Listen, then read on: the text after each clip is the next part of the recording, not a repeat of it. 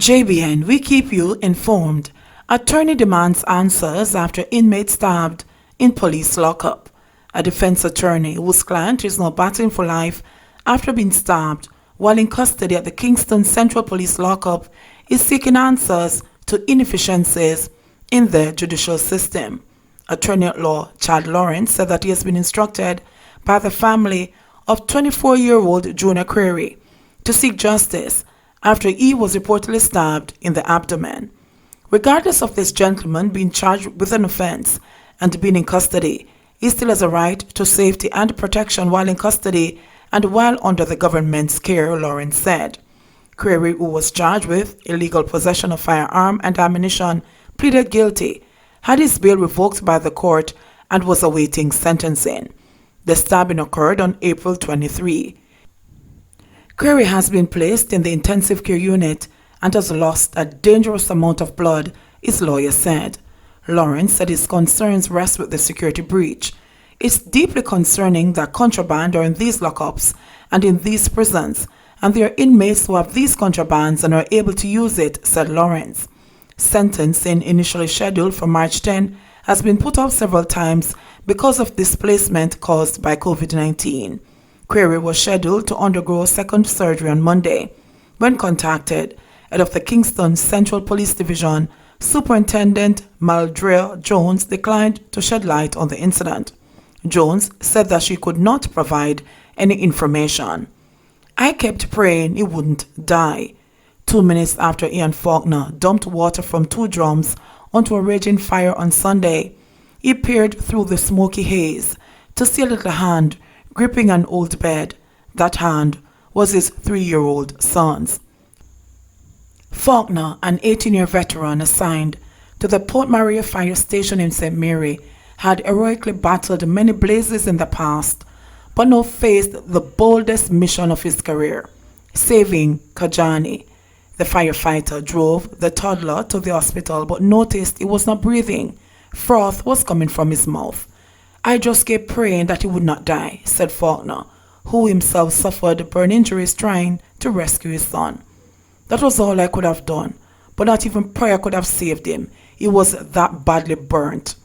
The 3-year-old perished after being badly burnt in an out-of-use slaughterhouse the family owned in Mason Hall.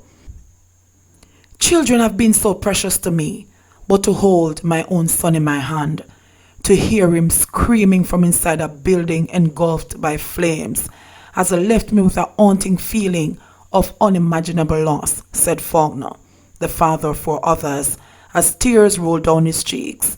The Port Maria police reported that young Kajani, who attended the Emmanuel Baptist Basic School in Port Maria, had accidentally set the hut on fire while playing with a lighter, which ignited a jug with gasoline that exploded. Faulkner said that he returned home on Sunday with his 2 sons and one of their cousins and went about preparing a meal. After eating, Faulkner said the boys went by the old family-owned slaughterhouse that was used as a storehouse to play. About 10 minutes later, 4 chilling words from one of his sons alerted him to danger. Daddy, Daddy, come here. Faulkner started running towards the blazing hut and plunged into the inferno to save little Kajani, but it was too late. I heard him screaming from inside the building and I ran inside there. At first I couldn't see him, it was totally engulfed, the inconsolable father said. As a firefighter, you are trained for this kind of things, but somehow I just knew the result of this one, he added, fighting back tears. The child's mother, who was not returned home from Canada, where she is studying because of a travel freezing to Jamaica, is said to be distraught. She has taken it really hard, and to make things worse, she has no one there. She lives alone. I cannot imagine what she is bearing now, Faulkner said of his wife. Faulkner said Kajani was the last to bed at nights and always the first to rise in the morning, displaying a curious mind beyond his tender years. Kajani is always asking me to name the tools I had around the place. He always wanted to know what I was doing, even when I'm working on things around the house, Faulkner said. Senior Deputy Superintendent Anthony Hines, the acting officer in charge of the Jamaica Fire Brigade's Area 2, yesterday offered condolences alongside his staff. We came here to visit him to give him some support. during this challenging time, because losing a son in this manner cannot be easy, Hines said. Website crashes as stranded Jamaicans offered return option. Jamaicans stranded overseas amid the COVID-19 pandemic can now qualify to return home by applying through an online portal under the government's program of controlled re-entry. Foreign Affairs Minister Kamina Johnson-Smith said that those who opt to return to the island must agree to a mandatory 14-day quarantine. Johnson-Smith said that the new protocols will be executed in a phased system, underscoring that the government did not have the resources to charter flights or to pay for the return of nationals. Persons will therefore be responsible for making their own arrangements for travel, taking into consideration the limited availability of flights, Johnson-Smith said at a press conference at Jamaica House. We have started informing the airlines of our protocols for controlled re-entry and advising them that nationals who still hold tickets for their airlines will now be seeking to rebook once they have received the travel authorization through our online portal, jamaicacovid19.moh.gov.jm, she further stated. Johnson-Smith noted that the re-entry process is accessible on the COVID-19 website or on the new mobile application. When you go on that website, you click on immigration and you will see a form that asks you to sign in with your email, Johnson-Smith said. Minutes after the announcement, the website went down under a flood of subscribers. In fact, later on in the briefing, Johnson-Smith informed that the website received 100,000 hits per second, which triggered an automatic shutdown of the system as it went into self-protection mode. The minister noted that the process will require personal and health information, which will be shared with public health officials. Johnson-Smith said that once an application has been submitted, individuals will either receive within 3 days conditional approval or be asked to answer additional questions. Airlines will not accept bookings until individuals have received a travel authorization certificate, which is issued at the end of the process. Father of child injured in Craigtown shooting bemoans cruelty. The father of a 6-year-old who was one of 5 children injured in the bizarre gun attack in Craigtown last Saturday is giving thanks for his son's life.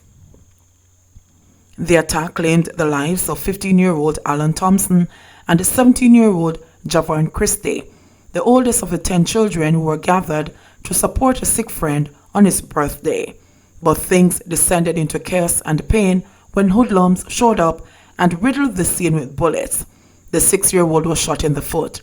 His father described the incident as senseless foolishness. I was at work and first me hear say 2 persons dead. Then me get information that my son was shot in the process as well. And then me hear say mother came gone to the hospital, he recalled. I can't nothing simple. Last week we keep him birthday photo shoot because we know we can't keep no party. The shooting was especially hard for him to swallow because the children were visiting a sick child when they were cruelly attacked. The little guys them they go look for them friend because him have sickle cell. Them say like how I'm birthday them a go look for him. About 7 little boys in the yard, them no more than 18, and man walk in and just a fire beer shot pan the little boy them, he said. Already strapped for cash during this COVID-19 pandemic, he said that his son being in the hospital is financially demanding. It costs a arm and a leg for foolishness. Money what we not have, we have to find. His mother have to go up to the hospital every day and it costs to go up there, he said. To make matters more stressful, they are facing the possibility of multiple costly surgeries. Him get shot in the calf, so the main vein somewhere along that line damaged. They had to do a surgery early Sunday morning to correct that. They might have to do a next one, but me not so sure yet. Them doctors the same young, same tissues them not develop properly in the calf, so because of that, the shot kind of tear up the calf. Hanover Strong's free sanitisation drive targets taxis and private vehicles, buoyed by the fact that Hanover remains the only parish without a case of COVID-19. The newly formed Hanover Strong kicked off a major sanitisation project on Sunday at the Lucea Transport Centre targeting both private and public passenger vehicles PPVs, Hanover Strong, which is made up of representatives from key organizations in the parish and political representatives, was established last week to have a structured, collaborative approach to fighting COVID-19 in the parish. It will focus on giving out care packages, sanitization projects, mask distribution, and assisting the elderly with medication. On Sunday, motorists expressed appreciation for the sanitization exercise at the Lucea Transport Centre. Cleanliness is godliness, and once we sanitize our vehicles, it will make a difference, said taxi operator Wayne Fernandez. It will help prevent the spread of the disease. It is the spreading we do not want. We want it to be done with because we want to get back our lives together. With the social distancing protocols introduced by the government to contain the spread of the virus, taxi operators have been mandated to carry one fewer passenger per trip, which is cutting into their usual earnings. As a result, some cabbies were grateful that the sanitization exercise was being carried out free of cost. Good idea. We respect the idea, yeah, because members say we they carry people from all about, one taxi operator commented. We don't know who come in the car and can have the virus, so this is a good thing. Hanover Strong and its team of volunteers will be conducting the sanitizing exercise every Sunday at the Lucea Transport Centre.